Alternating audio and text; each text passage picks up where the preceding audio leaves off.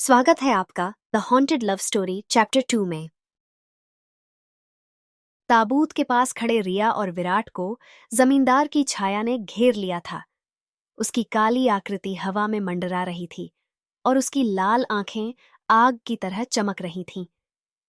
ऐसा लग रहा था जैसे वह उनके हर कदम पर हमला करने के लिए तैयार हो। छाया ने गुस्से में चिल्लाकर कहा, तुम दोनों को यह ताबूत छूने की इजाजत नहीं है। अर्जुन मेरी कैद में है और वह हमेशा यहीं रहेगा। रिया ने साहस जुटाकर जवाब दिया, तुमने साया और अर्जुन के प्यार को तोड़ने की कोशिश की, लेकिन उनका प्यार तुम्हारी नफरत से बड़ा है। विराट ने ताबूत को खोलने की कोशिश की, लेकिन जैसे ही उसने हाथ बढ़ाया, छाया ने उसे पीछे धकेल दिया। विराट दीवार से टकरा गया और बेहोश हो गया। रिया चीखते हुए उसकी ओर दौड़ी, लेकिन छाया ने उसे भी पकड़ लिया। साया की शक्ति तभी साया की आत्मा प्रकट हुई। वह पहले से अधिक शक्तिशाली लग रही थी, मानो उसका दर्द अब उसकी ताकत बन चुका हो। उसने कहा, यह मेरी आखिरी लड़ाई है। तुम्हारी नफरत और लालच ने मुझे और अर्जुन को मारा था। अब मैं तुम्हें रोकूंगी। साया ने अपनी शक्ति से छाया पर हमला किया। दोनों के बीच एक खतरनाक लड़ाई शुरू हो गई। हवेली हिलने लगी और तहखाने की दीवारें टूटने लगीं। रिया ने विराट को उठाया और उसे होश में लाने की कोशिश की। विराट ने धीरे धीरे आंखें खोलीं और कहा, रिया, हमें अर्जुन की आत्मा को मुक्त करना होगा। यही साया की मुक्ति का एकमात्र तरीका है। अर्जुन की आत्मा को मुक्त करना। रिया और विराट ने मिलकर ताबूत को खोलने की कोशिश की। छाया ने उन्हें रोकने की पूरी कोशिश की, लेकिन साया ने उसे अपनी ताकत से रोक रखा था। आखिरकार ताबूत खुल गया और अंदर से अर्जुन की आत्मा निकलकर रोशनी में बदल गई। अर्जुन की आत्मा ने साया की ओर देखा और कहा, साया, मैं हमेशा तुम्हारे साथ हूं। तुम्हारे प्यार ने मुझे कैद से मुक्त कर दिया। साया की आंखों से आंसू बहने लगे और उसकी आत्मा भी धीरे धीरे रोशनी में बदलने लगी। उसने रिया और विराट को धन्यवाद दिया और कहा, तुम दोनों ने मेरी आत्मा को शांति दी। अब मैं और अर्जुन एक साथ हमेशा के लिए मुक्त हैं। अंधकार का अंत जैसे ही साया और अर्जुन की आत्माएं गायब हुईं, जमींदार की छाया भी चीखते हुए समाप्त हो गई। हवेली अचानक शांत हो गई और एक हल्की रोशनी से भर गई। रिया और विराट ने महसूस किया कि वे न केवल साया की मदद करने में सफल रहे, बल्कि उन्होंने अपनी हिम्मत और प्यार को भी साबित किया। क्या रिया और विराट के लिए यह डरावनी यात्रा यहीं खत्म हो गई, या इस कहानी में अभी और मोड़ बाकी है?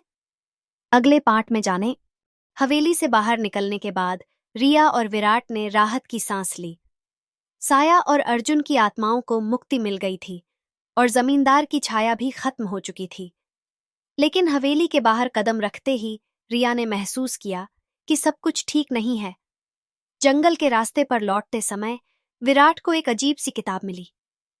ये वही किताब थी जिसे उन्होंने तहखाने में देखा था, लेकिन इस बार इसके पन्ने खाली थे। रिया ने किताब को हाथ में लिया और जैसे ही उसने उसे खोला, उसमें खून से एक संदेश उभर आया, यह अभी खत्म नहीं हुआ। दोनों के चेहरों का रंग उड़ गया। क्या यह संदेश हवेली से था या कोई और उनसे संपर्क कर रहा था? गांव लौटने पर उन्होंने इस रहस्य को सुलझाने के लिए गांव के बुजुर्ग से बात करने का फैसला किया। गांव के सबसे बुजुर्ग व्यक्ति बाबा रामस्वरूप ने उन्हें बताया कि यह हवेली केवल साया और अर्जुन की त्रासदी का गवाह नहीं थी, बल्कि यह गांव कई वर्षों से अजीब घटनाओं का केंद्र रहा है। यहां आत्माएं इसलिए भटकती हैं क्योंकि उनका न्याय नहीं हुआ, बाबा ने कहा। रिया ने पूछा, लेकिन हमने तो साया और अर्जुन की आत्मा को मुक्त कर दिया, फिर यह संदेश क्यों?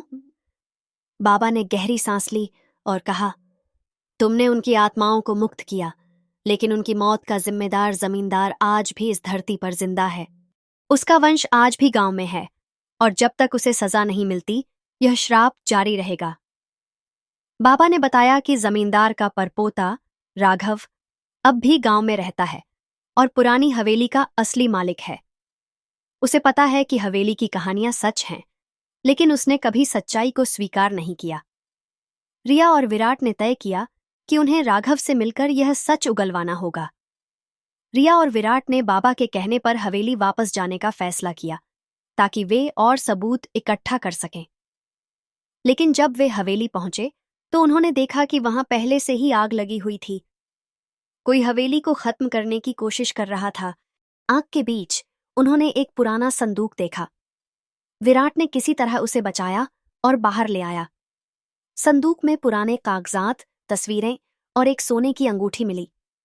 इन कागजातों में जमींदार की वसीयत थी, जिसमें यह लिखा था कि उसने अर्जुन और साया के साथ क्या किया था। रिया और विराट ने यह तय कर लिया कि वे इस सबूत को लेकर राघव के पास जाएंगे। लेकिन जैसे ही वे गांव लौटे, राघव उनके सामने खड़ा था। उसके चेहरे पर एक डरावनी मुस्कान थी। तुम दोनों को लगा कि इस खेल को खत्म कर दोगे? अब मेरी बारी है, उसने कहा। क्या राघव साया और अर्जुन की कहानी को हमेशा के लिए मिटा देगा, या रिया और विराट इस लड़ाई को जीतेंगे? अगले पार्ट में जाने। रिया और विराट राघव की घातक मुस्कान देखकर चौंक गए। उसने कहा, तुम दोनों ने जो शुरू किया है उसे खत्म करने की कोशिश मत करो। इस कहानी में जितना गहराई में जाओगे उतना ही डूब जाओगे। रिया ने साहस से जवाब दिया, हम साया और अर्जुन को न्याय दिलाए बिना नहीं रुकेंगे। तुम जैसे लोग ही उनके दर्द का कारण हैं। अब सच सबके सामने आएगा। राघव हंसते हुए बोला, सच? तुम सच को सह नहीं पाओगे। तुम दोनों को भी उनके जैसा अंजाम भुगतना पड़ेगा। राघव के धमकी देने के बाद रिया और विराट ने कागजात को सुरक्षित रखने के लिए गांव के बाबा रामस्वरूप के पास रख दिया। उन्होंने पुलिस में जाने का सोचा, लेकिन राघव के राजनीतिक और आर्थिक प्रभाव के कारण यह आसान नहीं था। उसी रात रिया के घर पर अजीब घटनाएं होने लगीं। खिड़कियां अपने आप खुलने लगीं और हवा में एक अजीब सी ठंडक फैल गई। रिया ने विराट को फोन किया, लेकिन फोन की लाइन कट गई। रिया को महसूस हुआ कि कोई शक्ति उनके पीछे है। अचानक साया की आत्मा प्रकट हुई। उसने कहा, रिया, राघव मेरे और अर्जुन के दर्द का असली कारण है। उसका परिवार हमेशा से शोषण और अत्याचार का प्रतीक रहा है। यह राघव अर्जुन और साया की आत्माओं को देखकर स्तब्ध रह गया। उसने डर को छिपाते हुए कहा, तुम सब मेरे सामने कुछ नहीं हो। मैं तुम्हें हमेशा के लिए खत्म कर दूंगा। लेकिन अर्जुन ने कहा, राघव, तुम्हारा समय खत्म हो चुका है। यह हवेली तुम्हारे पापों का गवाह है और आज तुम्हारे पापों का अंत होगा। रिया और विराट ने अर्जुन और साया की आत्माओं की मदद से राघव को घेरने की योजना बनाई। डायरी और अंगूठी उनके सबसे बड़े सबूत थे, लेकिन राघव ने अपने गुंडों को बुला लिया था। एक खतरनाक लड़ाई शुरू हो गई। विराट ने राघव के गुंडों से लड़ते हुए डायरी को सुरक्षित रखा, जबकि रिया ने तहखाने की दीवारों पर बने अजीब संकेतों को पढ़ने की कोशिश की। उसे एहसास हुआ कि ये संकेत साया और अर्जुन के दर्द और उनके साथ हुए अन्याय का इतिहास थे। राघव ने एक आखिरी चाल चलने की कोशिश की। उसने हवेली को आग लगाने का आदेश दिया ताकि सभी सबूत नष्ट हो जाएं। लेकिन जैसे ही उसने माचिस जलाई, हवेली में एक अजीब सी हलचल होने लगी।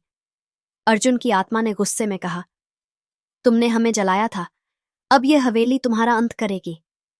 हवेली की दीवारों से अचानक साया और अर्जुन के साथ कई और आत्माएं प्रकट हुईं।